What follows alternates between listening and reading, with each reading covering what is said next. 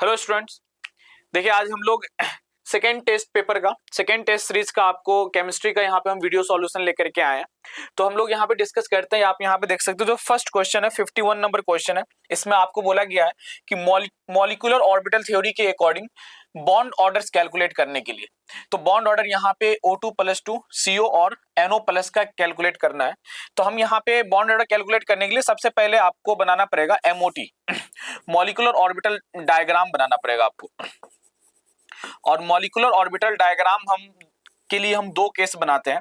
अगर मान लीजिए आपको नंबर ऑफ इलेक्ट्रॉन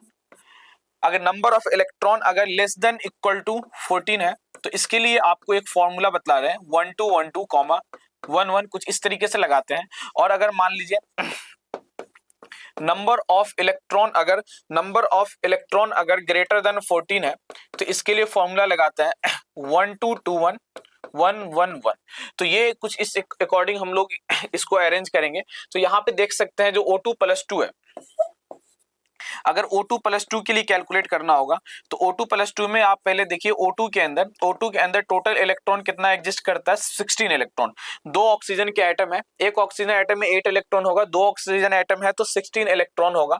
तो यहाँ पे हम लोग 16 इलेक्ट्रॉन के लिए फॉर्मूला लगाएंगे ये वाला, क्योंकि ग्रेटर देन 14 इलेक्ट्रॉन के लिए 1221 किस हिसाब से अरेंज करते हैं। तो देखिए पहले 1 लिखा हुआ है, तो आप पहले एक ऑर्बिटल बनाइए, फिर इसके नीचे फिर 2 ऑर्बिटल बनेगा, फिर 2 है, फिर 2 ऑर्बिटल बनेगा, फिर 1 है तो 1 ऑर्बिटल बनेगा, और फिर इसके नीचे 4 टाइम्स 1 है तो 4 टाइम्स आप 1 ऑर्बिटल बनाइए। ठीक है, इस वाले ऑर्बिटल को हम लोग बोलते हैं सिग्मा 1s, इसे हम बोलेंगे सिग्मा स्टार 1s, इसे बोला जाता है सिग्मा 2s, इसे बोला जाता है सिग्मा स्टार 2s, इसे बोलेंगे सिग्मा 2pz, इसे हम लोग बोलेंगे पाई 2px, इसे बोलेंगे पाई 2py, इसे बोला जाता है pi star 2px, pi star 2py, और इसे हम लोग बोलेंगे सिग्मा स्टार 2pz। तो हम अगर O2+2 के अंदर अगर देखेंगे तो O2+2 के अंदर टोटल नंबर ऑफ इलेक्ट्रॉन कितना हो जाएगा, चूंकि +2 है तो 16 - 2 मतलब यहाँ पे टोटल नंबर ऑफ इलेक्ट्रॉन कितना हो जाएगा, 14 इलेक्ट्रॉन। तो 14 इलेक्ट्रॉन को अगर आप इसके अंदर फिल कीजिएगा तो फर्स्ट इलेक्ट्रॉन यहाँ आएगा 1 2 3 4 5 6 7 8 9 10 11 12 13 14। तो अब यहाँ पर अगर हम इसका बॉन्ड ऑर्डर कैलकुलेट करें तो बॉन्ड ऑर्डर का जो फॉर्मूला होता है half into number of electron in bonding molecular orbital into number of electron in anti bonding molecular orbital. तो number of electron in bonding molecular orbital, आप यहाँ पे अगर ध्यान से अगर देखिएगा तो ये सब हमारा बॉन्डिंग मॉलिक्यूलर ऑर्बिटल है, ये हमारा बॉन्डिंग मॉलिक्यूलर ऑर्बिटल। तो 2 इलेक्ट्रॉन, 2 यहाँ पे हो गया 4, 2 यहाँ पे हो गया 6 और 4 यहाँ पे हो गया 10। तो total number of bonding molecular orbital हमारे पास कितना हो गया, नंबर ऑफ बॉन्डिंग इलेक्ट्रॉन हो गया टोटल 10, और 10 minus anti bonding 2 2 4, anti bonding में सिर्फ 4 इलेक्ट्रॉन है तो 10 - 4 कितना हो जाएगा, हाफ इंटू 6 मतलब कितना हो गया 3। बॉन्ड ऑर्डर कितना हो गया 3। तो O2+2 का बॉन्ड ऑर्डर 3 हो गया। तो आप यहाँ पे देख सकते हो कि पहला जो वैल्यू दिया हुआ 1 दिया हुआ है, तो ये ऑप्शन भी नहीं होगा, ये ऑप्शन भी नहीं होगा, ये ऑप्शन भी नहीं होगा, मतलब ये ऑप्शन होगा। तो आपको सारे ऑप्शन को चेक करने की जरूरत नहीं है। अगर आपको इस तरह के क्वेश्चन दिया जाता है तो आप अपना टाइम वेस्ट मत कीजिए। आपको अगर एक ऑप्शन को सॉल्व करने से भी यहाँ पे हम देख रहे हैं कि हमारा आंसर डिसाइड हो रहा है, हम नेक्स्ट क्वेश्चन पे आगे बढ़ेंगे। ठीक है, नेक्स्ट क्वेश्चन की हम लोग बात करते हैं। यहाँ पे आपको दिया गया है based on valence shell electron pair repulsion theory, based on valence shell electron pair repulsion theory. इसमें geometry match the shape of the molecules with column 1 and column 2। तो यहाँ पे आपको देखिए मॉलिक्यूल्स यहाँ पे दिया हुआ है, 3 मॉलिक्यूल्स दिया हुआ है, Zn F4, Cl F3 और बोरोन ट्राइफ्लोराइड। सबसे पहले हम Zn F4 का कैलकुलेट करते हैं। तो इसको कैलकुलेट करने के लिए आपको कैलकुलेट करना पड़ेगा total number of valence electron. Xenon का जो total number of valence electron होता है वो 8 होता है, फ्लोरीन का 7 होता है इंटू 4, तो ये हो जाएगा 7 4 28, 28 प्लस 8, तो 28 प्लस 8 हो गया आपको टोटल 36। तो 36 को हम लोग डिवाइड करते हैं कितने से, 8 से। इसको आप डिवाइड कीजिएगा 4 टाइम्स, तो 8 4 हो जाएगा 32, यहाँ पे आ जाएगा 4, ये कैंसिल हो जाएगा, और रिमाइंडर्स को हम 2 से डिवाइड करेंगे तो ये 2 हो गया। तो टोटल यहाँ पे जो 4 आ गया, 4 हो जाएगा इसका total number of bond pair, और 2 कितना हो गया, लोन पेयर। तो यहाँ पे स्टेरिक नंबर अगर आप कैलकुलेट कीजिएगा तो स्टेरिक नंबर हो जाएगा 4 + 2 मतलब 6। तो इसकी हाइब्रिडाइजेशन हो जाएगा आपको sp3d2। तो ज्योमेट्री अगर sp3d2, तो यहां से अगर हम इसके स्ट्रक्चर की बात अगर करेंगे तो वो क्या हो जाएगा, ऑक्टाहेड्रल। ऑक्टाहेड्रल, और ऑक्टाहेड्रल का अगर आप डायग्राम बनाइए तो ऑक्टाहेड्रल डायग्राम कुछ इस तरीके से बनेगा, बीच में आ जाएगा जेनॉन 1 2 3 4 5 6। तो आप यहाँ पे देख सकते हैं कि 2 हमारे पास लोन पेयर है और 4 बॉन्ड पेयर है।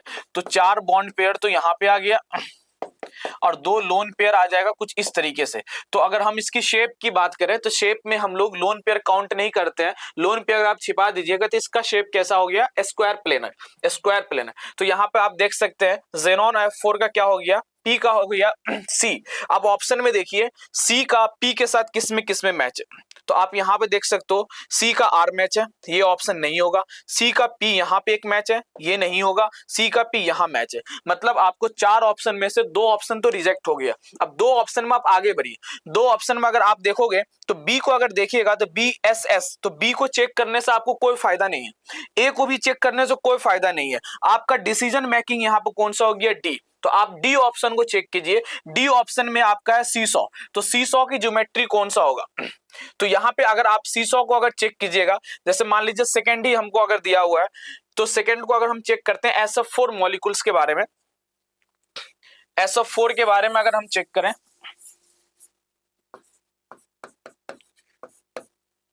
और SF4 के लिए आपको टोटल वैलेंस इलेक्ट्रॉन कैलकुलेट करना पड़ेगा। सल्फर का वैलेंस इलेक्ट्रॉन होता है, सॉरी सल्फर का हो जाएगा 6, फ्लोरीन का हो जाएगा 7 × 4, तो ये हो जाएगा 7 4 जाए 28 + 6, 28 + 6 हो जाएगा आपको 34। तो 34 को अगर आप डिवाइड कीजिएगा 8 से तो 8 4 जा होता है 32। तो 4 में से 2 ये 3 कैंसिल हो जाएगा, 4/2 कितना हो गया, 1। तो एक लोन पेयर हो गया, 4 बॉन्ड पेयर हो गया, स्टेरिक नंबर हो जाएगा 4 + 1 मतलब 5 हो गया। ज्योमेट्री हो जाएगा sp3d मतलब इसका TBP ट्रायगोनल बाइपिरामिडल। आप ट्रायगोनल बाइपिरामिडल अगर बनाइएगा तो ट्राई सल्फर है, ट्रायगोनल बाइपिरामिडल स्ट्रक्चर कुछ इस तरीके से होता है। एक लोन पेयर है तो लोन पेयर यहाँ पे आ जाएगा, और ये फ्लोरीन यहाँ पे भी फ्लोरीन, यहाँ पे फ्लोरीन, तो लोन पेयर छिपा दीजिए। तो ये जो शेप हो गया, स्ट्रक्चर हो गया, सॉरी शेप जो हो गया कैसा हो गया, सीसॉ शेप हो गया, सीसॉ। तो सीसॉ का जो मैच हो गया कौन सा हो गया, डी का मैच हो गया क्यू, डी का मैच हो गया क्यू। तो आप देख सकते हैं यहाँ पे DP है, तो ये आपका ऑप्शन हो जाएगा करेक्ट। सारे ऑप्शन को चेक करने की जरूरत नहीं है, सभी का स्ट्रक्चर निकालने की जरूरत नहीं है। आप एक को कैलकुलेट कीजिए, एक का चेक कीजिए और फिर ऑप्शन को रिजेक्ट कीजिए। ऑप्शन आपको 2 ऑप्शन तो ऐसे ही रिजेक्ट हो गया। कई बार तो नीट के पेपर में ऐसा क्वेश्चन आता है कि बस एक को मिलाने से आपका 3 ऑप्शन यूं रिजेक्ट हो जाएगा और वही आपका आंसर बन जाता है। तो आप इस हिसाब से आप अपने पेपर में टाइम को बचा सकते हैं और उस टाइम को आप दूसरे क्वेश्चन के लिए आप यूज कर सकते हैं। नेक्स्ट हम आते हैं in the structure of SF4। अभी लास्ट में अभी जस्ट SF4 कैलकुलेट किया, SF4 के रिगार्डिंग कुछ स्टेटमेंट पूछा जा रहा है।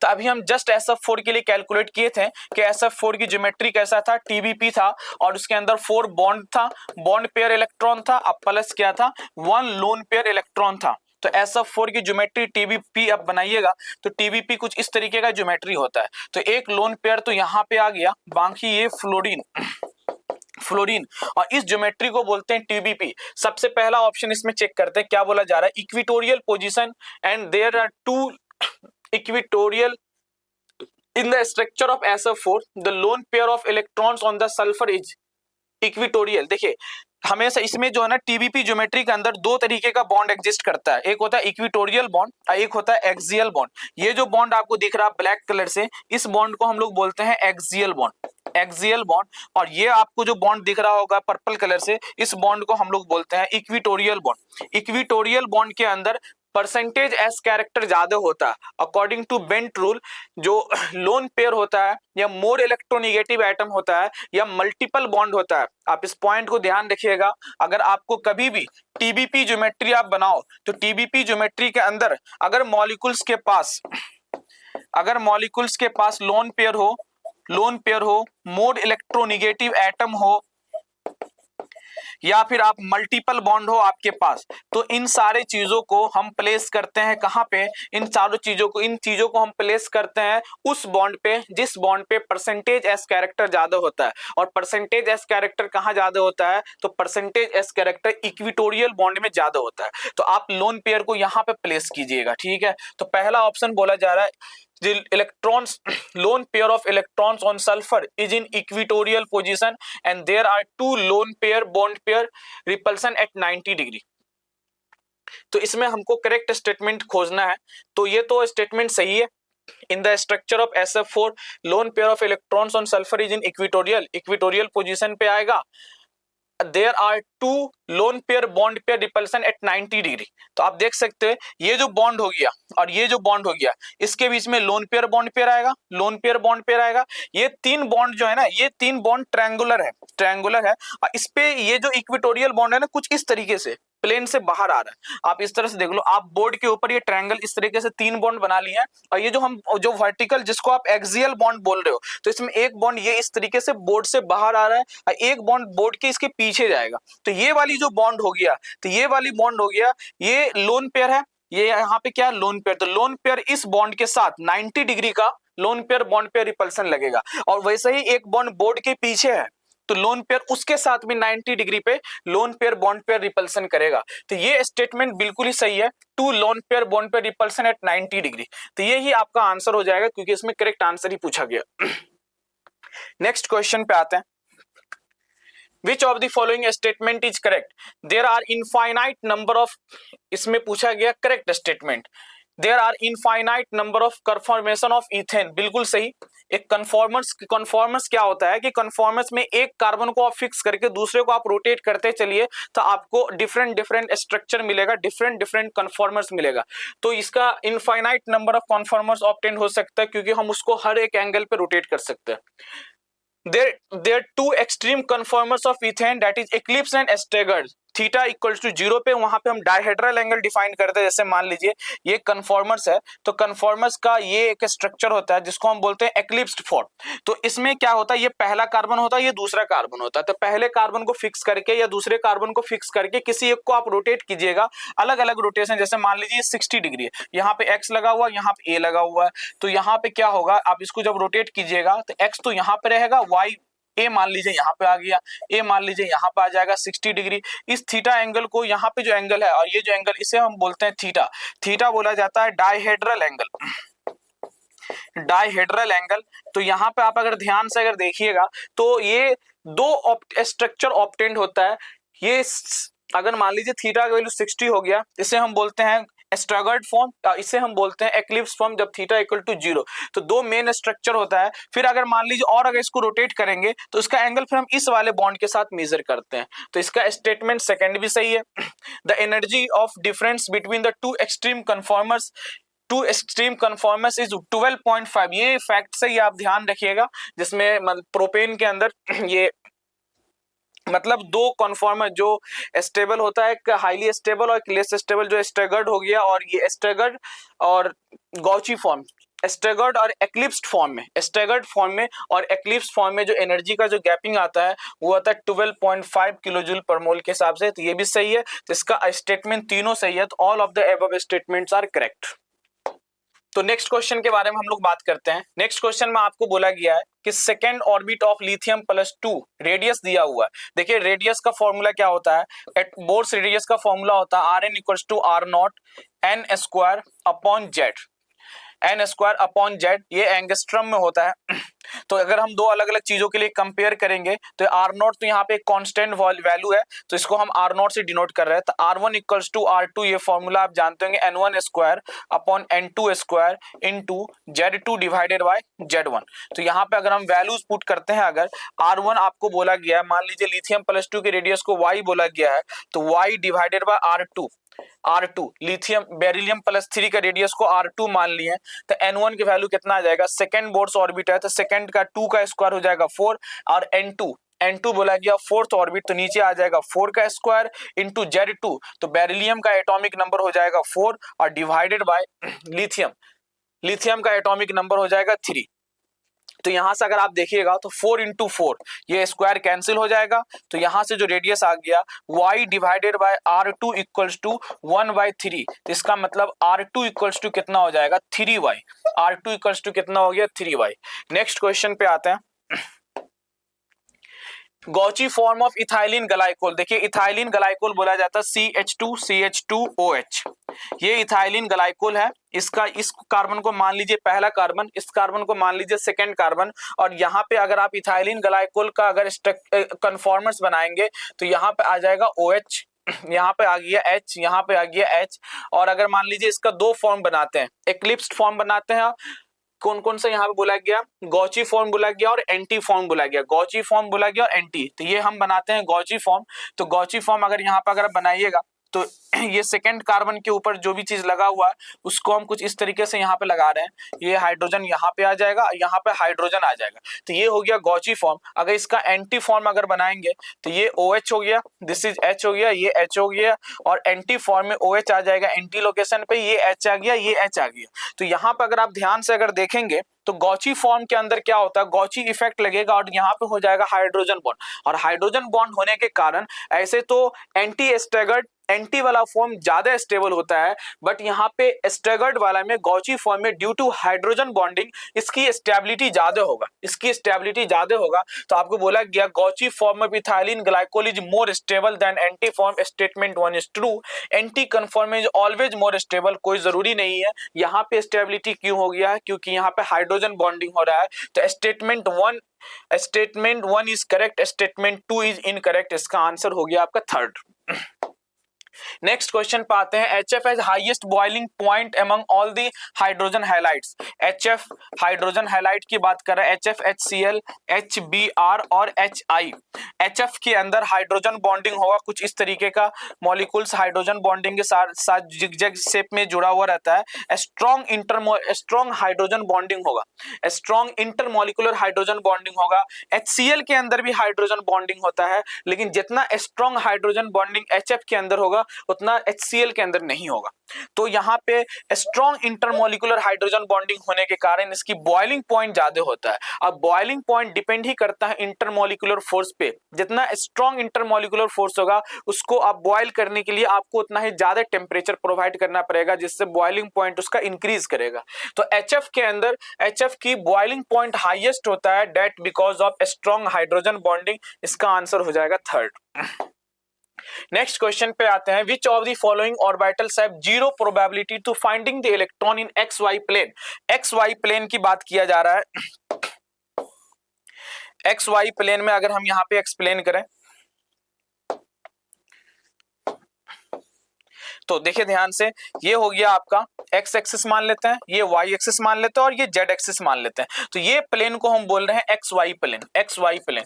तो अगर यहाँ पे आप देखिएगा PZ की बात, तो PZ का जो लोब्स होता है ना, PZ होता है सिर्फ Z के अलोंग, सिर्फ Z एक्सिस के अलोंग होगा PZ का लोब्स। तो इसका XY से कोई लेना देना नहीं है। बाकी देखिए PX को आप ड्रॉ कीजिएगा तो PX कुछ इस तरीके से ड्रॉ होगा, PY इसमें ड्रॉ हो जाएगा।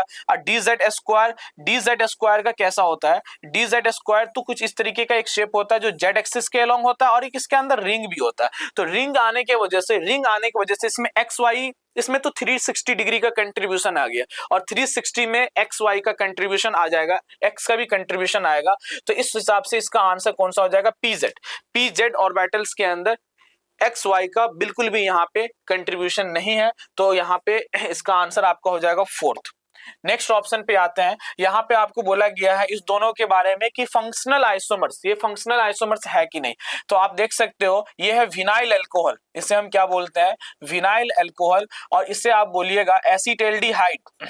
तो दो अलग अलग फंक्शनल ग्रुप है, दो अलग अलग फंक्शनल ग्रुप है और दोनों का मॉलिक्यूलर फॉर्मूला भी सेम है, मॉलिक्यूलर फॉर्मूला भी सेम है। आप अगर इसका मॉलिक्यूलर फॉर्मूला अगर देखिएगा तो कार्बन है, यहाँ पे कार्बन है तो C2 हो गया, दो हाइड्रोजन यहाँ पे है, एक हाइड्रोजन यहाँ पे है, तो 2 1 3 और 1 4, तो यहाँ पे हो गया C2H4 और O।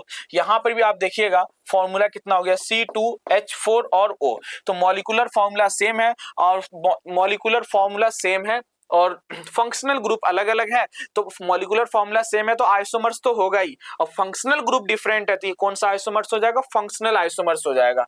Both have same degree of unsaturation, degree of unsaturation भी यहाँ पे सेम है। यहाँ पे आप देख सकते हैं एक डबल बॉन्ड है, यहाँ पे भी एक डबल बॉन्ड है, तो वन डबल बॉन्ड के लिए डिग्री ऑफ अनसैचुरेशन कितना होता है, 1 होता है। तो दोनों स्टेटमेंट सही है, both statement 1 and statement 2 are correct, इसका आंसर हो जाएगा फर्स्ट। नेक्स्ट क्वेश्चन में आते हैं, which of the following statement is correct regarding the structure of PCl5।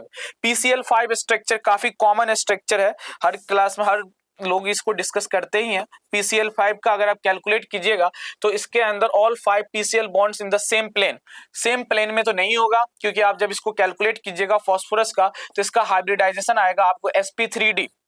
आप कैलकुलेट कर ही लेते हैं, टोटल वैलेंस इलेक्ट्रॉन फास्फोरस का कितना हो जाएगा 5, क्लोरीन का हो जाएगा 7 × 5, तो ये हो जाएगा टोटल 40। 40 को आप डिवाइड कीजिए 8 से, तो 8 5 टाइम्स कैंसिल हो जाएगा 0, मतलब लोन पेयर तो आया नहीं, बॉन्ड पेयर आ गया 5 और 5 आ गया, तो स्टेरिक नंबर 5 होने से ज्योमेट्री हाइब्रिडाइजेशन हो जाएगा sp3d, और इसका ज्योमेट्री हो जाएगा trigonal bipyramidal. Trigonal bipyramidal को हम कुछ इस तरीके स्ट्रक्चर से ड्रॉ करते हैं PCl5, और सारे लोकेशन पे किया जाएगा क्लोरीन क्लोरीन क्लोरीन। और आप जानते हैं ट्रायगोनल बाय पिरामिडल के अंदर दो तरह के बॉन्ड्स होते हैं, एक्सियल बॉन्ड्स, ये दोनों बॉन्ड्स क्या हो गया एक्सियल बॉन्ड्स, ये वाली 3 बॉन्ड्स क्या हो गया इक्विटोरियल बॉन्ड्स। और एक्सियल बॉन्ड्स और इक्विटोरियल बॉन्ड्स का बॉन्ड लेंथ अलग अलग होता है, एक्सियल बॉन्ड्स की बॉन्ड लेंथ ज्यादा होता है, एक्सियल का बॉन्ड लेंथ इक्विटोरियल से ज्यादा होता है, इक्विटोरियल से ज्यादा होता है क्या चीज, बॉन्ड लेंथ। अब आते हैं ऑप्शन भी, पहला ऑप्शन बोला all 5 PCl bonds lie in the same plane,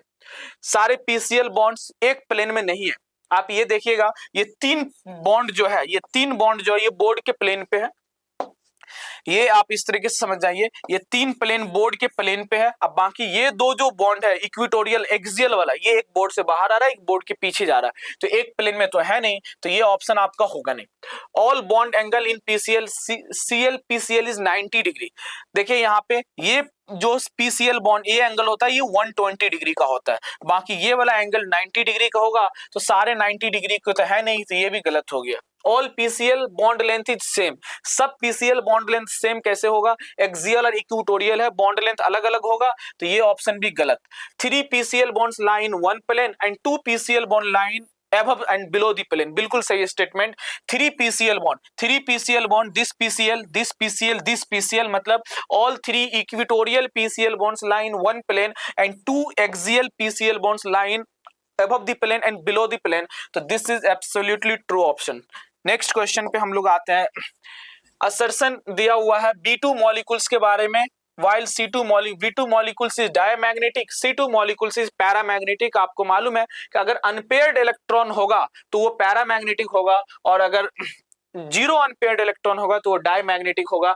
तो यहाँ पे आपको चेक करना पड़ेगा MOT के हिसाब से, मॉलिक्यूलर ऑर्बिटल थ्योरी के हिसाब से आपको चेक करना पड़ेगा। और यहाँ पे B2 मॉलिक्यूल्स के लिए अगर आप कैलकुलेट कीजिएगा तो हम यहाँ पे फॉर्मूला लगाएंगे 1212। आपको अभी हम फर्स्ट क्वेश्चन में डिस्कस किए थे, B2 मॉलिक्यूल्स के अंदर टोटल नंबर ऑफ इलेक्ट्रॉन कितना हो जाएगा, बोरोन का एटॉमिक नंबर 5 होता है, और जितना एटॉमिक नंबर होता है उतने नंबर ऑफ प्रोटॉन होते हैं और उतने ही नंबर ऑफ इलेक्ट्रॉन होगा अगर इसके पे कोई चार्ज प्रेजेंट नहीं है। तो टोटल नंबर ऑफ इलेक्ट्रॉन हो गया 10। C2 का कैलकुलेट कीजिएगा, टोटल नंबर ऑफ इलेक्ट्रॉन हो गया 14 इलेक्ट्रॉन।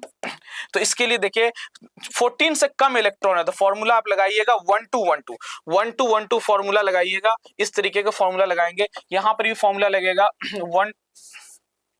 1212.11 ये फॉर्मूला लगाएंगे। तो एक बार कैलकुलेट करके देखते हैं हम लोग B2 का। पहले हम बनाएंगे एक ऑर्बिटल, फिर हम लोग बनाएंगे 2 ऑर्बिटल, फिर बनाइए एक ऑर्बिटल, फिर बनाइए 2 ऑर्बिटल, और फिर नीचे हम लोग बनाएंगे टोटल नंबर ऑफ ऑर्बिटल कितना 4, टोटल नंबर ऑफ ऑर्बिटल 4। आपको मालूम है ये सबसे लास्ट पहला वाला हो गया सिग्मा 1s, फिर होता है सिग्मा स्टार 1s, फिर होता है सिग्मा 2s, फिर होता है सिग्मा स्टार 2s। ये हो गया आपका पाई 2px, ये हो गया आपका पाई 2py, ये हो गया सिग्मा 2pz, ये हो गया आपका पाई स्टार 2px, ये हो गया आपका पाई स्टार 2py, और ये हो गया आपका सिग्मा स्टार 2pz। तो इसके अंदर आप इलेक्ट्रॉन को फिल कीजिए,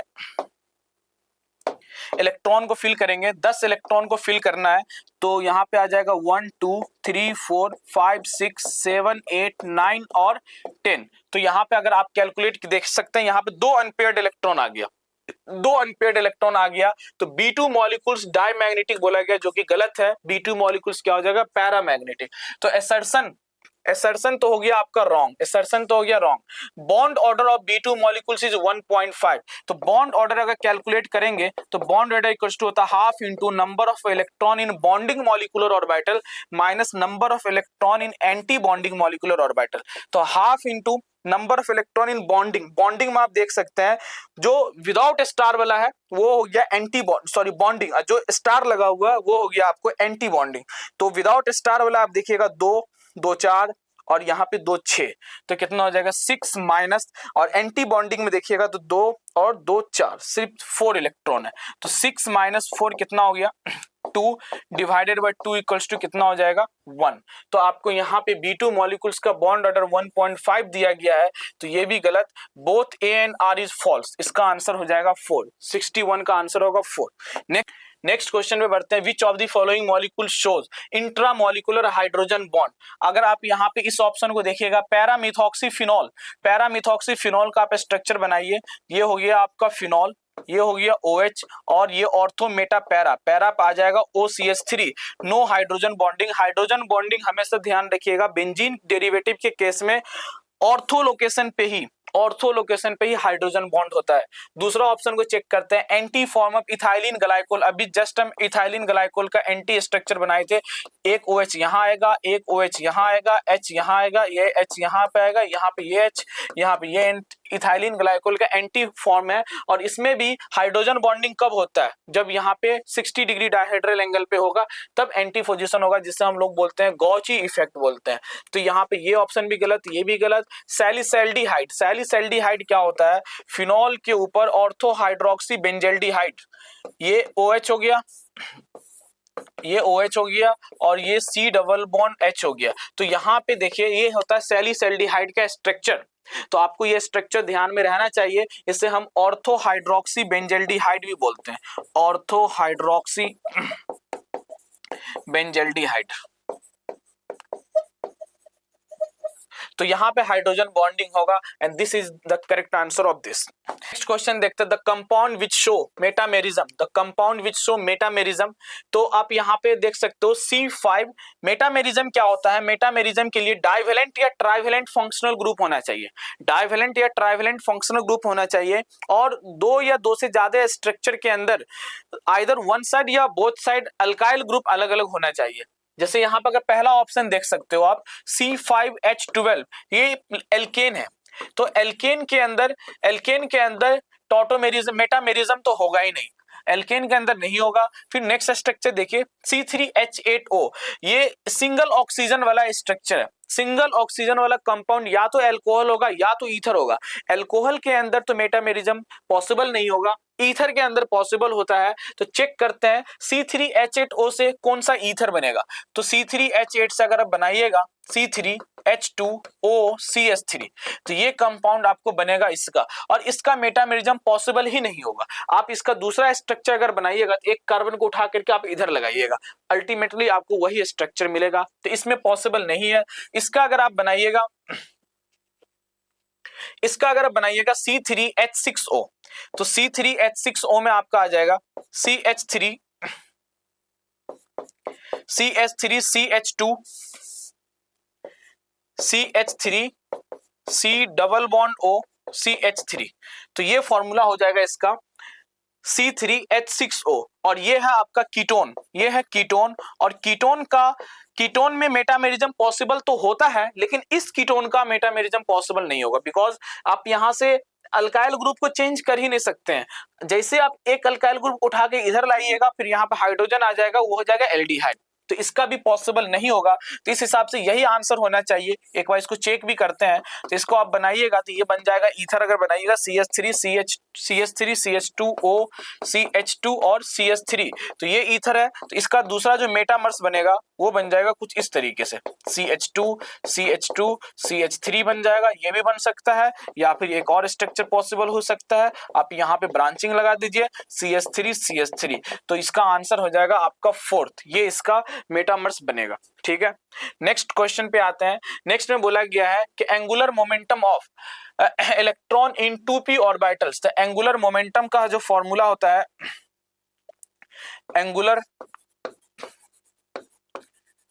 एंगुलर मोमेंटम का हम लोग फॉर्मूला निकालते हैं, वो होता है h divided by 2 under root of l into l plus 1।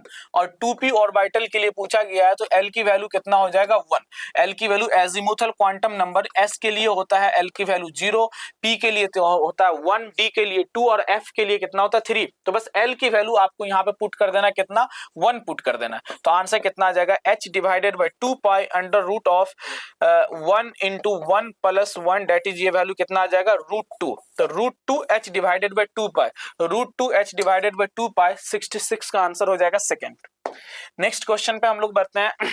इसमें बोला गया है कि 100 watt bulb emits monochromatic light of wavelength 400 angstrom, calculate the number of photons per second. तो आपको यहाँ पे जो बल्ब का जो है ना 100 वाट का बल्ब पावर दिया गया है, तो पावर क्या होता है, पावर होता है energy per unit time, energy per unit time. और एनर्जी का फॉर्मूला कितना होता है, NHc by lambda, NHc by lambda into time.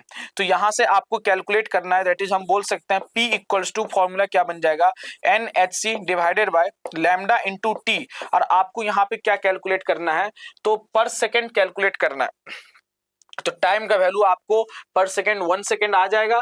तो यहाँ पे हमको कैलकुलेट करना number of photon per second. So number of photon per second calculate कीजिएगा, तो n by t equals to कितना हो जाएगा, n by t equals to हो जाएगा P into lambda divided by HC, P into lambda divided by HC। सबकी values put कीजिए, power आपको यहाँ पे दिया हुआ 100, लैम्डा का वैल्यू दिया हुआ आपको कितना 4000 एंगस्ट्रॉम।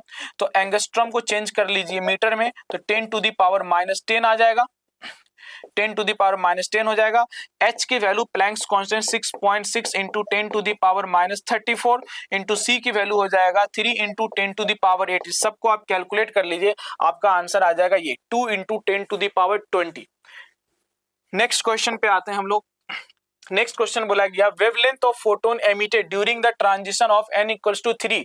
थर्ड शेल से, ये मान लीजिए अलग अलग शेल है, तो ये मान लेते थर्ड और ये मान लेते फर्स्ट। यहां से यहां अगर इलेक्ट्रॉन अगर जंप करता है, तो इसमें बोला गया है इसका वेवलेंथ कितना होगा। तो वेवलेंथ के लिए आपके पास एक फॉर्मूला होता है जिसको हम रिडबर्ग फॉर्मूला ही बोलते हैं, 1 upon lambda equals to RZ square into 1 upon N1 square minus 1 upon N2 square. तो वैल्यूज पुट कीजिए, R की, R तो कांस्टेंट है, R के टर्म में ही आंसर दिया हुआ है, हाइड्रोजन है, एटॉमिक नंबर 1 हो जाएगा।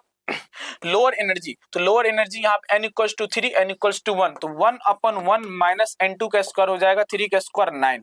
तो यहाँ से जो वैल्यू आ जाएगा R into 1 minus 1 upon 9, that is R into 9 में से 1 चला जाएगा, ये हो जाएगा 8/9। तो 1 अपॉन लैम्डा इक्वल्स टू हो गया 8R डिवाइडेड बाय 9। तो लैम्डा का वैल्यू कितना हो जाएगा 9 divided by 8R, 9 divided by 8R, ये आंसर हो जाएगा इसका। नेक्स्ट क्वेश्चन पे हम लोग आते हैं। Polar molecules among the following, मतलब यहाँ पे डायपोल मोमेंट कैलकुलेट करना है। पोलर और नॉन पोलर हम कैसे डिसाइड करते हैं, डायपोल मोमेंट से। डायपोल मोमेंट की वैल्यू अगर 0 आ गया, डायपोल मोमेंट की वैल्यू अगर 0 आ रहा है, तो मॉलिक्यूल्स कैसा होगा, नॉन पोलर हो जाएगा। डायपोल मोमेंट की वैल्यू अगर नॉट इक्वल्स टू 0 आ रहा है, मॉलिक्यूल्स कैसा हो जाएगा, पोलर हो जाएगा। आप इसमें कैलकुलेट कीजिएगा। अगर CO2 मॉलिक्यूल्स की बात कीजिएगा, तो CO2 का हाइब्रिडाइजेशन होता है sp ज्योमेट्री हो जाएगा, लीनियर ज्योमेट्री हो जाएगा। लेकिन इसमें आपसे पूछा गया पोलर, तो देखिए ऑक्सीजन और कार्बन, ये मोर इलेक्ट्रोनेगेटिव एटम, ये लेस इलेक्ट्रोनेगेटिव एटम। तो यहाँ पे जो डायपोल वेक्टर का जो डायरेक्शन होगा कुछ इस तरीके से होगा, यहाँ पे डायरेक्शन कुछ इस तरीके से होगा, इक्वल एंड अपोजिट वेक्टर है, तो ये कैंसिल हो जाएगा। तो डायपोल मोमेंट की वैल्यू यहाँ पे आ गया 0, यहाँ पे आ गया 0, तो ये तो हो गया non polar molecules. Next check करते हैं। नेक्स्ट अगर आप SF6 की अगर बात कीजिएगा, तो SF6 में भी आपको यहाँ पे इसका ऑक्टाहेड्रल शेप आएगा, ऑक्टाहेड्रल आएगा, इसमें भी आपका 0 ही आएगा। इस ऑप्शन को अगर आप देखिए SO2 के बारे में, SO2 को अगर आप कैलकुलेट कीजिएगा तो इसका जो टोटल वैलेंस इलेक्ट्रॉन अगर आप कैलकुलेट करेंगे, सल्फर का 6 हो जाएगा, ऑक्सीजन का भी 6 हो जाएगा, तो 12 हो जाएगा। टोटल कितना हो गया 18। 18 को अगर आप डिवाइड कीजिएगा 8 से तो 8 टू जा 2 टाइम कैंसिल हो जाएगा, ये आ जाएगा 2। तो 2 को फिर से हम डिवाइड करेंगे, 2 को हम डिवाइड करेंगे 2 से, तो आ जाएगा एक लोन पेयर, मतलब 2 बॉन्ड है, एक लोन पेयर है। तो हाइब्रिडाइजेशन कितना हो जाएगा इसका sp2, सॉरी 2 और 1 से कितना हो जाएगा, हाइब्रिडाइजेशन हो जाएगा sp2। तो इसका ज्योमेट्री कैसा हो जाएगा, ट्रायगोनल प्लेनर। ट्रायगोनल प्लेनर बनाने के लिए आपको कुछ इस तरीके का लोकेशन, ये ट्रायगोनल प्लेनर है जिसके अंदर 2 बॉन्ड है, तो 2 ऑक्सीजन डबल बॉन्ड से जुड़ जाएगा और एक आ जाएगा लोन पेयर। तो इसका जब लोन पेयर को आप छिपा देंगे तो यहाँ पे देख सकते हैं ये जो हो जाएगा लोन पेयर का डायपोल मोमेंट का डायरेक्शन इधर होगा, इसका डायपोल मोमेंट का डायरेक्शन इधर होगा, इसका डायपोल मोमेंट का डायरेक्शन इधर होगा, और ये दोनों डायपोल मोमेंट मिलकर एक रिजल्टेंट डायपोल मोमेंट देगा। लेकिन ये इसको कैंसिल नहीं करेगा। कैंसिल इसलिए नहीं करेगा, डायरेक्शन तो अपोजिट है बट मैग्नीट्यूड अलग है। यहाँ पे जो डायपोल मोमेंट आया है that is because of SO bond, और यहाँ पे जो डायपोल मोमेंट है that because of lone pair. तो ये कैंसिल नहीं करेगा, तो कैंसिल नहीं करेगा तो डायपोल मोमेंट हो गया नॉट इक्वल टू 0, और नॉट इक्वल टू 0 हो गया तो मॉलिक्यूल्स कैसा हो जाएगा, पोलर। नेक्स्ट क्वेश्चन की बात करते हैं, what will be the wavelength of ball of mass 0.1 kg। 0.1 kg के मास से वेलोसिटी 10 मीटर पर सेकेंड। तो वेवलेंथ का फॉर्मूला होता है lambda equals to h divided by mv, lambda equals to h divided by mv। तो इसमें पूछा है what will be the wavelength of a ball of mass 0.1 kg।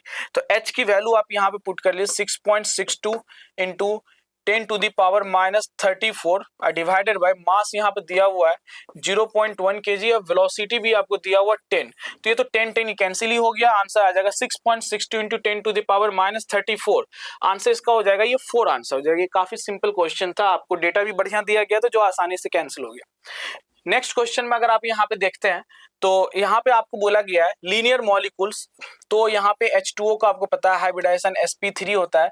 इसका आंसर आपको काफी इजी क्वेश्चन है, 71 का आंसर हो जाएगा फर्स्ट।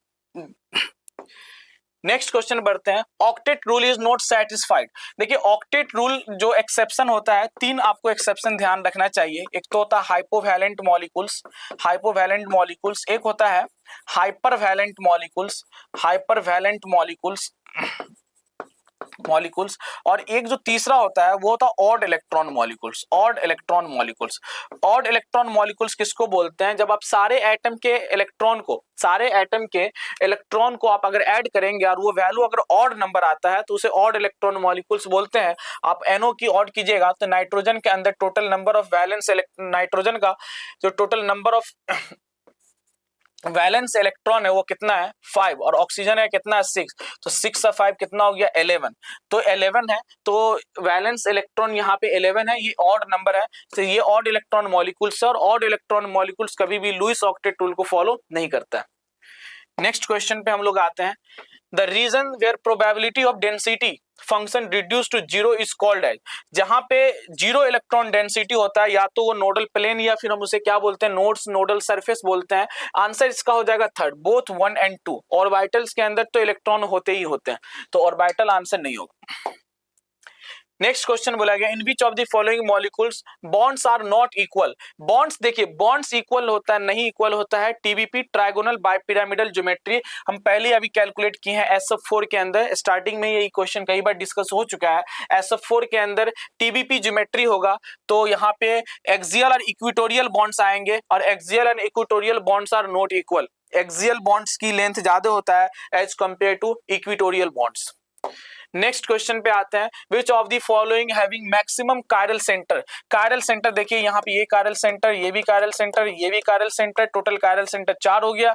यहाँ पे देखिएगा ये है, ये है, ये है, ये भी है, ये भी है, टोटल कायरल सेंटर 5 हो गया। इसमें अगर आप देखिएगा तो ये वाला कायरल सेंटर नहीं है, 1 2 3 4, टोटल कायरल सेंटर 4 हो गया। इसमें आप देखिएगा 2 है, टोटल कायरल सेंटर 2 हो गया। आंसर इसमें 5, इसका आंसर हो जाएगा सेकंड। कायरल सेंटर का सिंपल सा मतलब है उससे 4 अलग अलग चीज अटैच्ड होनी चाहिए। नेक्स्ट क्वेश्चन पे आते हैं, correct configuration of the following molecules. इस मॉलिक्यूल्स का आपको करेक्ट कॉन्फ़िगरेशन बतलाना है। तो यहाँ पे अगर आप सबसे पहले आपको क्या करना चाहिए, नंबरिंग करना चाहिए। पहले आप इस पर नंबरिंग अगर करेंगे, नंबरिंग में आप देखिएगा ये कार्बन हो जाएगा फर्स्ट, क्योंकि नंबरिंग इस हिसाब से किया जाता है कि functional group should be at lower position. तो आप इधर से अगर नंबरिंग करेंगे तो ये थोड़ा डिस्टेंस पा जाएगा, इसलिए हम इधर से नंबरिंग करते हैं 1 2 3 4। तो अगर हम यहाँ पे सेकंड कार्बन पे अगर देखते हैं तो सेकंड कार्बन पे आपको प्रायोरिटी ऑर्डर मेंशन करना पड़ेगा, उससे जो ग्रुप अटैच्ड है सीआईपी रूल के अकॉर्डिंग हम प्रायोरिटी मेंशन करते हैं। तो फर्स्ट प्रायोरिटी पे तो आ जाएगा यहाँ पे। इससे देखिए पहला क्या अटैच्ड है, इधर ऑक्सीजन, इधर कार्बन, इधर भी ये वाला क्या कार्बन, इधर हाइड्रोजन। तो ऑक्सीजन की एटॉमिक नंबर ज्यादा है तो इसके एटॉमिक नंबर हो गए हायर प्रायोरिटी पे। फिर आप देखिएगा अब क्यों इधर भी कार्बन है इधर भी कार्बन है, तो कार्बन कार्बन से ये वाला भी एटम कार्बन है ये भी कार्बन है, तो कार्बन कार्बन से डिसाइड तो होगा नहीं। आगे बढ़ेंगे तो आगे बढ़िएगा तो इधर आपको हाइड्रोजन एटम दिखेगा, आगे बढ़िएगा तो इधर ऑक्सीजन। तो हायर प्रायोरिटी पे इसमें कौन आ गया, ये आ गया, फिर ये आ गया और ये 4 आ गया। तो फोर्थ वर्टिकल पे है, तो 1 2 3 मूव करना है, 1 2 3 आप मूव कर रहे हैं और 1 2 3 मूव से आपको ये आपका पेन देखिए कुछ इस तरीके से एस ड्रॉ होता है, इस तरीके से एस ड्रॉ होता है। देखिए अगर पेन आपका इस तरीके से मूव कर रहा है और अल्फाबेट का हम इस तरीके से एस ही ड्रॉ करते हैं, तो अगर फोर्थ अगर वर्टिकल पे है तो जो पेन का डायरेक्शन है वही आपका वहां पे कॉन्फ़िगरेशन भी हो जाएगा। यहाँ पे हमारा पेन कैसे घुमा है, पेन कुछ इस तरीके से घुमा है, तो पेन ये इस तरीके से अल्फाबेट का हम एस ड्रॉ करते हैं, तो ये तो एस को रिप्रेजेंट करेगा। और चूंकि फोर्थ वर्टिकल पे है तो जो पेन का डायरेक्शन है वही कॉन्फ़िगरेशन हो जाएगा। तो 2 पे क्या हो जाएगा, 2 पे तो हो जाएगा एस। बात करते हैं 3 पे, तो 3 पे अगर आप प्रायोरिटी आप डिसाइड कीजिएगा तो आप यहाँ पे हायर प्रायोरिटी पे फिर से आ जाएगा ऑक्सीजन। सेकंड प्रायोरिटी पे देखिए ये भी कार्बन है, इससे अगर देखिएगा इधर भी कार्बन इधर भी कार्बन। आगे बढ़ेंगे तो इधर हाइड्रोजन मिलेगा इधर ऑक्सीजन, तो ये आ गया सेकंड प्रायोरिटी पे, ये आ गया थर्ड प्रायोरिटी पे, ये आ गया फोर्थ। तो इस बार फोर्थ आ गया आपका हॉरिजॉन्टल लाइन पे, तो जो पेन का डायरेक्शन होगा ना हम उसका अपोजिट ले लेंगे। तो आपको 1 2 3 मूव करना है, ये 1 2 3, ये हो गया 1, ये हो गया 2, ये हो गया 3, तो 1 2 3 मूव कीजिए। तो देखिए 1 2 3 इस तरीके से मूव कर रहा है, तो इस तरीके से अल्फाबेट का आर ड्रॉ होता है, इस तरीके से अल्फाबेट का क्या ड्रॉ होता है, आर। आप ऐसे घूमिएगा तो अल्फाबेट का एस नहीं ड्रॉ होगा, ऐसे अल्फाबेट का आर ड्रॉ होगा। तो इसका मतलब वहां पे कॉन्फ़िगरेशन क्या आ रहा है, आर आ रहा है, लेकिन फोर्थ वर्टिकल हॉरिजॉन्टल पे है तो आर नहीं कंसीडर करेंगे, एस कंसीडर करेंगे। तो 3 पे भी क्या आ गया आपका एस, तो दोनों ही पे क्या आ गया एस, तो 2s 3s 2s 3s इसका ऑप्शन हो जाएगा आपका फर्स्ट। नेक्स्ट क्वेश्चन पे आते हैं, identify the correct statement among the following, phenol and benzyl alcohol are homologous. नहीं, phenol and alcohol are different functional group. Homologous के अंदर क्या होता है कि फंक्शनल ग्रुप सेम होगा, जनरल फार्मूला सेम होगा और दो कंजिक्यूटिव मेंबर के बीच में CH2 का बस डिफरेंस होगा। उसके पास एक जनरल ऑर्डर होता है फिजिकल प्रॉपर्टीज का, एक रेगुलर ऑर्डर होता है। तो इस हिसाब से फिनॉल और बेंजाइल अल्कोहल होमोलोगस को रिप्रेजेंट नहीं करेगा because both are different functional group. Next आते हैं, homologous have different molecular formula but belongs to different family. नहीं, ये भी गलत, homologous series are belongs to same family. Next देखिए, homologous have different molecular formula and belongs to same family.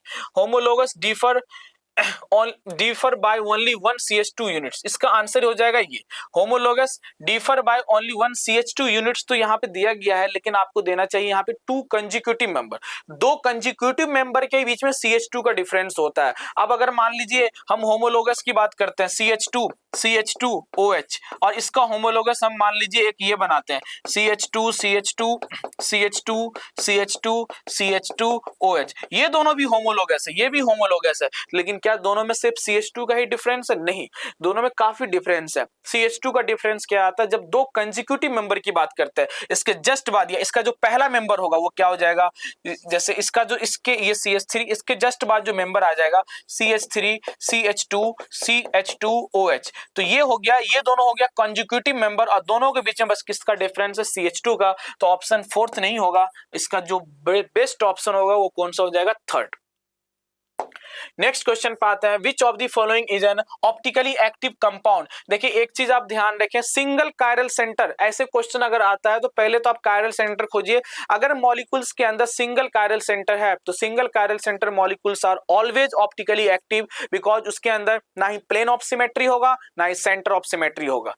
तो ये point आप ध्यान रखिएगा। ब्यूटेनॉल की बात हो रहा है तो ब्यूटेनॉल के अंदर 4 कार्बन होगा, 1 OH होगा, और यहाँ पे कोई भी कायरल सेंटर नहीं है, कोई भी कायरल सेंटर नहीं है, सबके ऊपर हाइड्रोजन लगा हुआ है, तो ये तो होगा नहीं। 1 प्रोपेनॉल, प्रोपेनॉल किसे हम बोलते हैं, प्रोपेनॉल बोलेंगे इसको।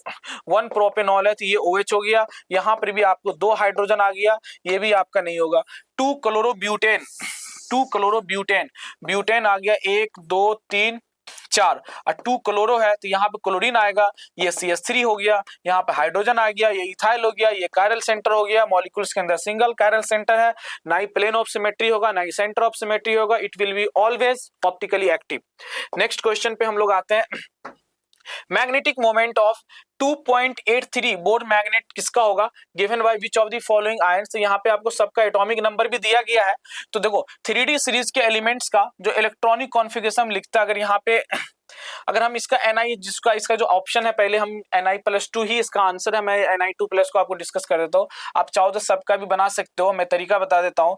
निकेल 2+, निकेल का इलेक्ट्रॉनिक कॉन्फ़िगरेशन देखिए, एटॉमिक नंबर कितना दिया हो 28, तो इसका क्या हो जाएगा 3D8 4s2। अगर आप सबका अगर बनाइएगा तो टाइटेनियम का कितना हो जाएगा 22 दिया हुआ है, तो 22 दिया हुआ है तो ये हो जाएगा 3D1 नहीं सॉरी 3D2 4s2, ये टाइटेनियम का हो जाएगा। और टाइटेनियम +3 का अगर आप बनाइएगा तो टाइटेनियम का 3 इलेक्ट्रॉन बाहर जाएगा, 2 s से जाएगा, 1 d से जाएगा, तो ये हो जाएगा 3D1। इसका अगर बनाइएगा निकेल +2 का, तो यहाँ पे 2 इलेक्ट्रॉन बाहर जाएगा, दोनों 4s का बाहर चल जाएगा, 3D8। अब इसका अगर d के अंदर आप इलेक्ट्रॉन देखिएगा कितने अनपेयर्ड इलेक्ट्रॉन है, तो 1 2 3 4 5 6 7 8, 2 अनपेयर्ड इलेक्ट्रॉन है, n की वैल्यू 2 हो गया। तो मैग्नेटिक मोमेंट कैलकुलेट करना √of n × n+1 bore magnetron. तो n की वैल्यू यहाँ पे 2 आ रहा है, 2 × 2 + 1 कितना हो जाएगा 2 1 3 और 3 2 1 3 और 3 6 हो जाएगा, √6, और √6 का अप्रोक्सीमेटली वैल्यू कितना होता है 2.83 बोर्स मैग्नेट्रॉन। इसका आंसर हो जाएगा आपको निकेल +2। ठीक है, नेक्स्ट क्वेश्चन पे हम लोग आते हैं। नेक्स्ट क्वेश्चन बोला गया विच of the following pairs represent the stereo isomers. तो देखिए चेन आइसोमर्स और रोटेशनल आइसोमर्स, ये तो स्ट्रक्चरल आइसोमर्स को रिप्रेजेंट करेगा, ये आंसर होगा नहीं। स्ट्रक्चरल आइसोमर्स एंड ज्योमेट्रिकल, तो ज्योमेट्रिकल आइसोमर्स तो स्टीरियो आइसोमर्स को रिप्रेजेंट करेगा, but structural isomers is not the stereo isomers. Linkage isomers and geometrical, तो ज्योमेट्रिकल अगेन रिप्रेजेंट करेगा, बट लिंकेज आइसोमेरिज्म हम लोग कोऑर्डिनेशन कंपाउंड के अंदर पढ़ते हैं, जहां पे लिंकेज आइसोमेरिज्म एग्जिस्ट करता है बिकॉज ऑफ फ्लेक्सिडेंटेड लिगेंड्स, तो ये भी आपका स्ट्रक्चरल आइसोमेरिज्म का पार्ट हो गया। लेकिन अगर आप फोर्थ ऑप्शन देखेंगे geometrical isomerism and optical isomerism, 3 तरह के हमारे पास स्टीरियो आइसोमर्स होते हैं, geometrical isomers, optical isomers and conformers. तो ये ऑप्शन आपका यहाँ पे करेक्ट ऑप्शन है, these two will represent the stereo isomers. Next question पे आते हैं। बोर्स थ्योरी के अकॉर्डिंग आपको बोला गया है कि फिफ्थ ऑर्बिट का एंगुलर मोमेंटम कितना होगा। एंगुलर मोमेंटम का फॉर्मूला लगाते हैं NH divided by 2π, NH divided by 2π, और n की वैल्यू दिया गया फिफ्थ ऑर्बिट, तो 5h डिवाइडेड बाय 2π, जिसको आप चाहो तो लिख सकते हो 2.5h डिवाइडेड बाय π। आंसर इसका हो जाएगा सेकंड। तो डायरेक्ट फॉर्मूला बेस्ड क्वेश्चन है। नेक्स्ट क्वेश्चन पे हम लोग आते हैं। The orbital diagram which the of बाउ प्रिंसिपल इज वायलेटेड। देखिए ऑफ बाउ प्रिंसिपल क्या बोला जाता है कि इलेक्ट्रॉन पहले हम भरेंगे लोअर एनर्जी शेल में, उसके बाद higher energy shell. Lower energy shell को अगर आप कंप्लीट कर लेते हो फिर हायर एनर्जी शेल में इलेक्ट्रॉन भरेगा। लेकिन अगर आप यहाँ पे अगर इस ऑप्शन को अगर देखिएगा तो लोअर एनर्जी शेल में सिर्फ एक ही इलेक्ट्रॉन भरा हुआ है और ये हायर एनर्जी शेल को भर दिया गया, तो ये वायलेट कर रहा है ऑफ बाउ प्रिंसिपल को। पहले हमको 2s के अंदर 2 इलेक्ट्रॉन भरना होता है, फिर जाके 2p के अंदर हम इलेक्ट्रॉन को भरते हैं। तो इसका आंसर कौन सा हो जाएगा, सेकंड आंसर हो जाएगा। नेक्स्ट क्वेश्चन की हम लोग बात करते हैं। नेक्स्ट क्वेश्चन में क्या दिया गया है, both bond lengths depend on the size atom, hybridization, resonance, bond order in the following relation. Bond length directly proportional to size of atom. देखिए bond length directly proportional to size of atom, ये तो सही है। आप जैसे मान लीजिए आप बात कर लो HF, HCl, HBr और HI। तो आपको मालूम है टॉप टू बॉटम आते हैं पीरियोडिक टेबल में, तो ये फ्लोरीन का साइज अगर मान लेते हैं तो क्लोरीन का साइज इससे थोड़ा ज्यादा होगा, ब्रोमीन का साइज इससे थोड़ा ज्यादा होगा, और आयोडीन का साइज इससे भी ज्यादा होगा, और हाइड्रोजन का साइज तो सबके साथ सेम ही होगा। तो बॉन्ड लेंथ की अगर हम बात करें, बॉन्ड लेंथ की बात करें, तो एटम का साइज जैसे जैसे बढ़ रहा है बॉन्ड लेंथ इंक्रीज करेगा, तो हम यहाँ पे इसको तो करेक्ट मानेंगे।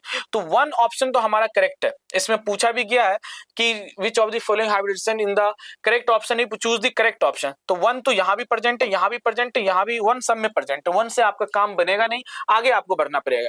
Bond length and hybridisation, bond length directly proportional to hybridisation. Bond length hybridisation पर भी डिपेंड करता है, नंबर ऑफ हाइब्रिड ऑर्बिटल्स पे। जैसे आप बात कीजिए sp2 और sp3 ये इस पे भी डिपेंड करता है। इस sp2 sp2 sp3 अलग अलग हाइब्रिडाइजेशन के हाइब्रिड ऑर्बिटल से अलग अलग शेप होता है। तो 2 ऑप्शन भी आपका सही है।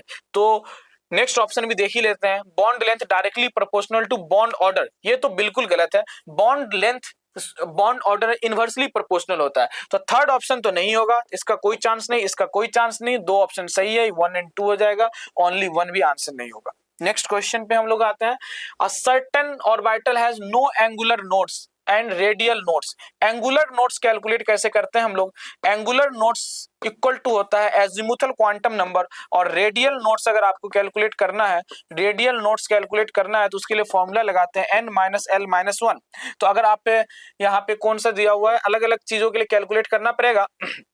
तो अगर 2s के लिए कैलकुलेट करेंगे तो यहाँ पे जो एंगुलर नोड्स की l की वैल्यू कितना हो जाएगा, 0, क्योंकि s के लिए l की वैल्यू 0। तो नो एंगुलर नोड्स तो है, लेकिन no angular nodes and 2 radial nodes. Radial nodes अगर कैलकुलेट करेंगे तो रेडियल नोड्स का फॉर्मूला होता है n-l-1। तो n की वैल्यू हो गया 2 -0 -1, तो 2 - 1 हो गया 1।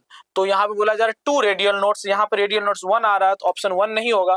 3s की बात करते हैं, तो 3s में भी आप देख सकते हैं यहाँ पे नो एंगुलर नोड्स होगा, बिकॉज s है, तो l की वैल्यू तो यहाँ पर भी 0 हो गया। लेकिन अगर रेडियल नोड्स की बात करेंगे तो 3 - 0 - 1, 3 - 0 - 1, तो यहाँ पर आ गया 2। तो यही आपका सही होगा, क्योंकि रेडियल नोड्स यहाँ पे 2 आ रहा है और एंगुलर नोड्स आपका 0 आ रहा है। नेक्स्ट क्वेश्चन की बात करते हैं, given below are 2 statements, one labelled as assertion and other labelled as the reason. क्या बोला गया, energy of 3s orbital of hydrogen atom is greater than 3s orbital of sodium. 3s orbital of sodium, देखो क्या होता है ना कि ये एनर्जी की अगर हम बात करते हैं, अगर सेम सबशेल के अंदर 3s के, और यहाँ पर भी आपको 3s ही बताया गया है, तो 3s सेम सबशेल के अंदर एनर्जी जो होता है एटॉमिक नंबर के बढ़ने से डिक्रीज करेगा। एटॉमिक नंबर बढ़ने से डिक्रीज करता है, तो सोडियम के एटॉमिक नंबर हाइड्रोजन से ज्यादा है। तो सोडियम के अगर सेम सबशेल ले लिया जाए और हाइड्रोजन का भी सेम सबशेल ले लिया जाए, तो सोडियम के अंदर एनर्जी कम होगा एज कंपेयर टू हाइड्रोजन। तो यहाँ पे energy of 3s orbital of hydrogen greater than, hydrogen की एनर्जी को ज्यादा बता रहा है, सोडियम की एनर्जी को कम बता रहा है। असर्शन तो सही है, रीजन क्या बताया गया, energy of the orbitals in the same subshell decreases with increase in the atomic number, बिल्कुल सही रीजन है। तो ये both A and R true and R is the correct explanation of A। तो इसका आंसर हो जाएगा आपका फर्स्ट। नेक्स्ट क्वेश्चन पे हम लोग आते हैं, statement 1 bourse theory accounts for the stability and line spectrum of lithium plus नहीं, लिथियम प्लस नहीं, लिथियम प्लस 2 होगा, बिकॉज लिथियम प्लस 2 के अंदर 1 इलेक्ट्रॉन होता है। और बोर्स थ्योरी एप्लीकेबल सिर्फ और सिर्फ किसके लिए, सिंगल इलेक्ट्रॉन स्पीसीज, मतलब हाइड्रोजन लाइक आइटम के लिए। तो स्टेटमेंट 1 तो आपका हो गया गलत। स्टेटमेंट 2 के बारे में बात करते हैं, Bohr's theory was unable to explain splitting of spectral line. हाँ, स्पेक्ट्रल लाइन को इसने एक्सप्लेन नहीं किया, unable to explain spectral line. Davisson and Germer experiment हम लोग पढ़ते हैं स्पेक्ट्रल लाइंस के लिए। तो स्टेटमेंट 1 भी सही है, स्टेटमेंट 2 भी सही है। Both statement 1 and statement 2 are correct, both statement 1 and 2 are correct. इसका ऑप्शन कौन सा हो जाएगा, 1 हो जाएगा। नेक्स्ट क्वेश्चन पे आते हैं,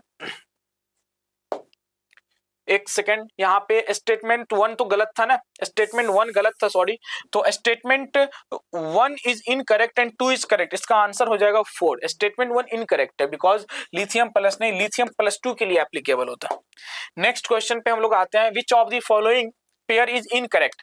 इनकरेक्ट यहाँ पे आपको काफी छोटे साइज में लिखा हुआ है कि ये बोला गया चेन आइसोमर्स। ये पहला ऑप्शन जो आपको दिया हुआ है CH3 single bond CH double bond CH single bond CH3, और दूसरा दिया हुआ है CH2 double bond C single bond CH3 CH3, इसके बारे में बोला कि चेन आइसोमर्स। तो ऑब्वियसली ये चेन आइसोमर्स है। अगर आप यहाँ पे देखिएगा चेन आइसोमर्स क्या होता है कि पेरेंट चेन के अंदर नंबर ऑफ कार्बन एटम क्या होना चाहिए, नंबर ऑफ कार्बन एटम क्या होना चाहिए, अलग अलग। तो यहाँ पे दोनों के अंदर नंबर ऑफ कार्बन एटम अलग अलग है, यहाँ पे 4 कार्बन एटम है, यहाँ पे 3, तो चेन आइसोमर्स तो है। तो ये ऑप्शन सही है, लेकिन आपसे पूछा गया इनकरेक्ट, तो this is not your answer. Next पे देखिएगा तो यहाँ पे बोला गया चेन आइसोमर, तो यहाँ पर भी आपका चेन आइसोमर्स ये हो गया, यहाँ पे ये एल्डिहाइड लगा हुआ है, तो एल्डिहाइड का कार्बन भी मेन चेन का पार्ट बनेगा, और यहाँ पर भी ये आंसर हो जाएगा। तो दोनों चेन आइसोमर्स है, लॉन्गेस्ट चेन पेरेंट चेन के अंदर नंबर ऑफ कार्बन एटम दोनों में अलग है, तो ये भी चेन आइसोमर्स है।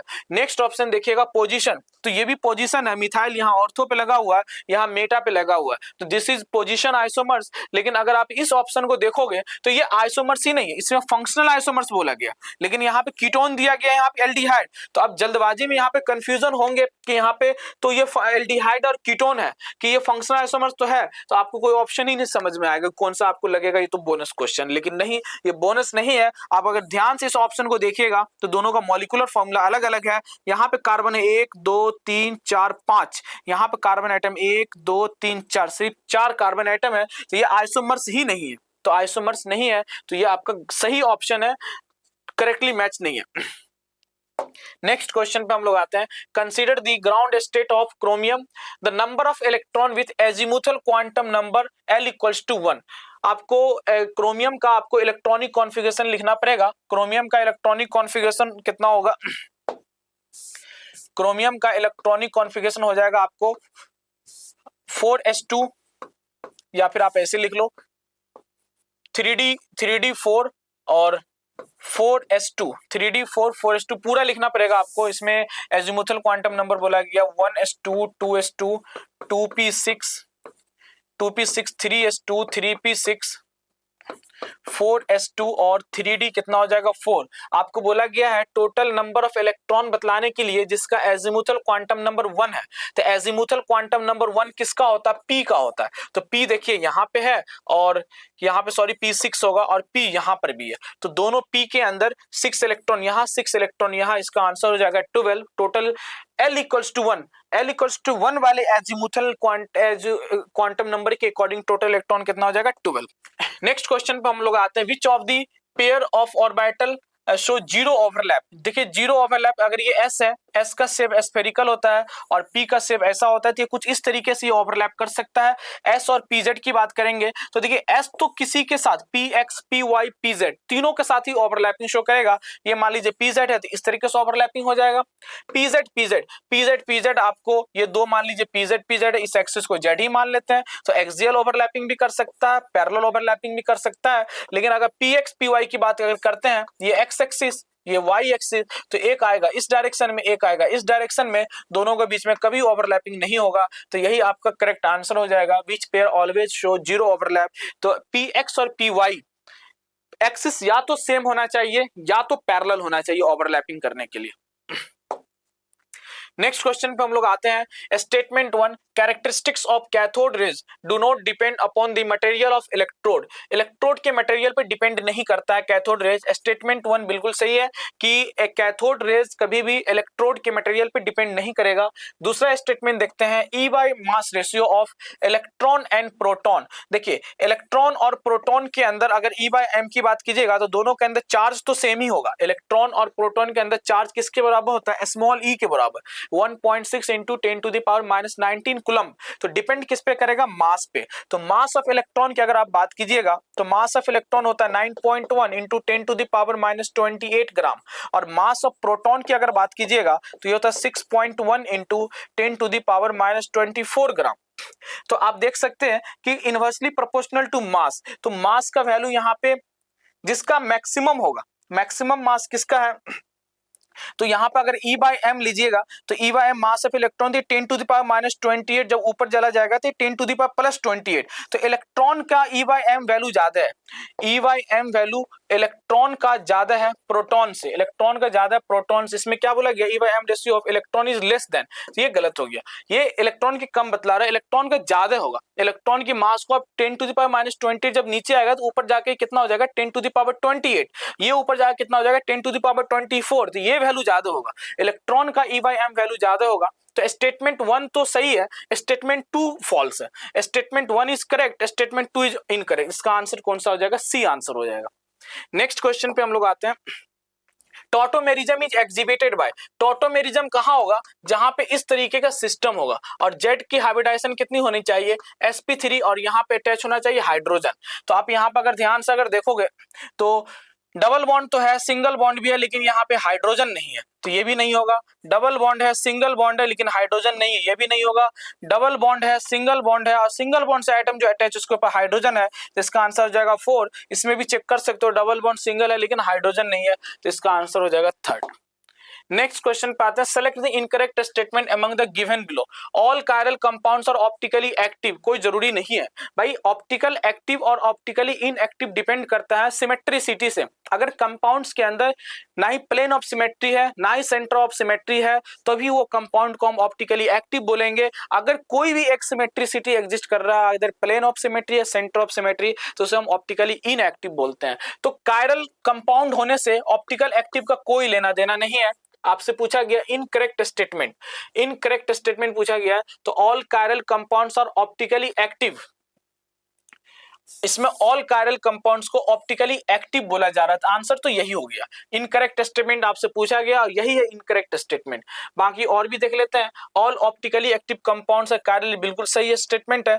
ऑल कायरल डिसॉल्वेबल ये भी सही है, और racemic mixture are optically inactive at to intermolecular nuclear भी सही है। तो इसका आंसर पहला ही हो गया। नेक्स्ट क्वेश्चन पे आते हैं। एसपी मिक्सिंग, देखिए एसपी मिक्सिंग कहां होगा? या तो बॉन्डिंग मॉलिक्यूलर ऑर्बिटल का, बॉन्डिंग मॉलिक्यूलर ऑर्बिटल के साथ मिक्सिंग कीजिए, या एंटी बॉन्डिंग मॉलिक्यूलर ऑर्बिटल को एंटी बॉन्डिंग मॉलिक्यूलर ऑर्बिटल के साथ आप मिक्सिंग कर सकते हैं एसपी मिक्सिंग के केस में। यहां पे दोनों बॉन्डिंग मॉलिक्यूलर ऑर्बिटल है, नहीं होगा। यहाँ पे दोनों एंटी बॉन्डिंग मॉलिक्यूलर ऑर्बिटल है, नहीं होगा। यहाँ पे आप देख सकते हैं दोनों बॉन्डिंग मॉलिक्यूलर ऑर्बिटल है, यहां पर भी नहीं होगा। यहाँ पे एक बॉन्डिंग मॉलिक्यूलर ऑर्बिटल ये एक एंटी बॉन्डिंग। हमने क्या बताया? एसपी मिक्सिंग क्या होगा? कभी भी SP mixing is not possible in, SP mixing यहां पे पॉसिबल नहीं होगा। एसपी मिक्सिंग के लिए या तो दोनों ऑर्बिटल बॉन्डिंग मॉलिक्यूल का होना चाहिए, या दोनों ऑर्बिटल क्या होना चाहिए? एंटी बॉन्डिंग का होना चाहिए। तो यहाँ पे देखिए दोनों बॉन्डिंग का है, तो यहाँ पे एसपी मिक्सिंग होगा। दोनों एंटी बॉन्डिंग का है, यहां पर भी एसपी मिक्सिंग होगा। दोनों बॉन्डिंग मॉलिक्यूलर ऑर्बिटल है, यहां पर भी एसपी मिक्सिंग होगा। यहां पे एक बॉन्डिंग मॉलिक्यूलर ऑर्बिटल और एक एंटी बॉन्डिंग है, यहां पे एसपी मिक्सिंग नहीं होगा, और यही आपका करेक्ट आंसर होगा। नेक्स्ट क्वेश्चन पे हम लोग आते हैं। The orbitals are called degenerate, degenerate मतलब सेम एनर्जी, आंसर इसका हो गया 4। डिजेनरेट हम बोलते हैं सेम एनर्जी लेवल पे होगा, तो डिजेनरेट। नेक्स्ट है how many stereo isomers does this molecules. Stereo isomers अगर टोटल कैलकुलेट करना है तो टोटल ऑप्टिकल आइसोमर्स और टोटल ज्योमेट्रिकल आइसोमर्स काउंट करते हैं। और ऑप्टिकल आइसोमर्स कैलकुलेट करने के लिए चूंकि ये मॉलिक्यूल्स अनसिमेट्रिकल है, तो अनसिमेट्रिकल मॉलिक्यूल्स के लिए अगर ऑप्टिकल आइसोमर्स कैलकुलेट करना होगा 2 to the power n, और अनसिमेट्रिकल मॉलिक्यूल्स के लिए GI कैलकुलेट करना होगा 2 to the power n। यहाँ पे n क्या हो गया? Number of chiral centre. यहाँ पे n क्या हो जाएगा? नंबर ऑफ डबल बॉन्ड और ऐसे बॉन्ड जहां पे GI पॉसिबल होगा। तो यहाँ पे देख सकते हैं ये वाला कार्बन कायरल सेंटर है और इसके अबाउट GI होगा, तो 2 to the power 1 equals to 2, ये हो गया आपका ऑप्टिकल आइसोमर्स, और 2 to the power 1 equals to 2, ये हो गया आपका GI। तो टोटल कितना हो जाएगा? Stereo isomers 4। 97 का आंसर कौन सा हो जाएगा? 4। नेक्स्ट क्वेश्चन पे हम लोग आते हैं। 48 में आप देख सकते हो p पाई d पाई मल्टीपल बॉन्ड। तो यहाँ पे देखिए p पाई d पाई होने के लिए कम से कम थर्ड पीरियड का एलिमेंट होना चाहिए, थर्ड पीरियड का एलिमेंट होना चाहिए। ये दोनों सेकंड पीरियड है, सेकंड पीरियड के अंदर कभी भी d ऑर्बिटल्स आएगा ही नहीं। Second period 1s 2s 2p, second shell के अंदर या तो s सबशेल आएगा या फिर p सबशेल आएगा। तो यहाँ पे डी सबसेल का कोई चांस ही नहीं है, तो यहाँ पर भी नहीं होगा। CO2 में दोनों सेकंड पीरियड का एलिमेंट यहाँ पर भी नहीं होगा। नाइट्रोज इसमें भी दोनों सेकंड पीरियड के यहाँ पर भी नहीं होगा। यहाँ पे सल्फर थर्ड पीरियड एलिमेंट है, तो यहाँ पे p पाई d पाई का चांसेस बनेगा। नेक्स्ट क्वेश्चन की हम लोग बात करते हैं 99 number question. Which of the following statement is incorrect for writing the Lewis dot structure. तो इसमें अगर आप ये थर्ड स्टेटमेंट देखिएगा, in general list electropositive atom occupy central, in general list electropositive atom को हम लोग सराउंडिंग में रखते हैं, तो सराउंडिंग में रखेंगे, ये स्टेटमेंट इनकरेक्ट है और ये इसका आंसर हो जाएगा, ये थर्ड इसका करेक्ट आंसर होगा। नेक्स्ट क्वेश्चन पे हम लोग आते हैं, read the following statement and choose the correct option. यहाँ पे आप देख सकते हो पीओ बॉन्ड लेंथ आपको कैलकुलेट करना है, PO bond length order PO4 3 minus, PO4 3 minus में यहाँ पे जो हम बॉन्ड ऑर्डर कैलकुलेट करते हैं, जहाँ पे रेजोनेंस होता है sigma plus pi divided by sigma, तो PO4 3 माइनस का जो स्ट्रक्चर हो जाएगा कुछ इस तरीके से, PO11O माइनस, चूंकि 3 माइनस है तो -1 -1, तो इसका जो बॉन्ड ऑर्डर हो जाएगा टोटल सिग्मा बॉन्ड कितना हो गया 1 2 3 4 प्लस 1 डिवाइडेड बाय 4, तो ये हो जाएगा 5 डिवाइडेड बाय 4, 5 डिवाइडेड बाय 4 हो जाएगा। HPO2 3 माइनस में अगर कैलकुलेट कीजिएगा तो P डबल बॉन्ड O और O माइनस, तो PO3 तो हो गया, एक और आ जाएगा H, तो यहाँ पे हम बॉन्ड ऑर्डर कैलकुलेट करेंगे तो 1 2 3 सिग्मा, 3 प्लस 1 डिवाइडेड बाय 3, तो ये हो गया आपका 4/3। फिर आप कैलकुलेट कीजिए H2PO2 2 माइनस, 1 माइनस है तो H2, यहाँ पर भी आपका स्ट्रक्चर बन जाएगा कुछ इस तरीके से, P डबल बॉन्ड O और 2 ऑक्सीजन, -1 चार्ज एक है तो एक ऑक्सीजन पे -1 चार्ज आ जाएगा, एक ऑक्सीजन आ जाएगा OH के साथ, तो यहाँ पे 2 ही ऑक्सीजन है, दोनों ऑक्सीजन आ चुका है, अब 2 हाइड्रोजन आएगा, 2 हाइड्रोजन आएगा, तो यहाँ पे जो बॉन्ड ऑर्डर हो जाएगा 1 2 3, इसको नहीं काउंट करेंगे क्योंकि यहाँ रेजोनेंस नहीं हो रहा है, यहाँ पर भी रेजोनेंस नहीं हो रहा है, तो 1 और 2, 2 सिग्मा बॉन्ड है, 1 पाई बॉन्ड है डिवाइडेड बाय 2, तो 3/2 कितना हो गया 1.5, यहाँ पे आ गया आपको 4/3 और 5/4, तो यहाँ पर अगर हम वैल्यू कैलकुलेट कर लें 5/4,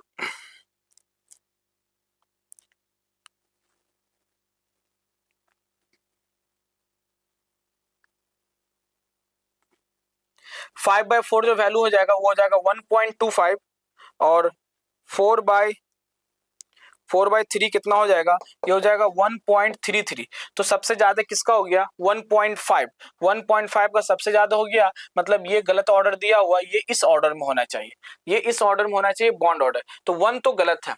विच of the following statement choose the correct, 1 तो होगा नहीं, तो 1 नहीं होगा तो ये भी गया, ये भी खत्म, ये भी खत्म, ऑप्शन एक ही चांस आपका बन रहा है, दैट इज 2 और 3, तो इसका आंसर कौन सा हो जाएगा 4।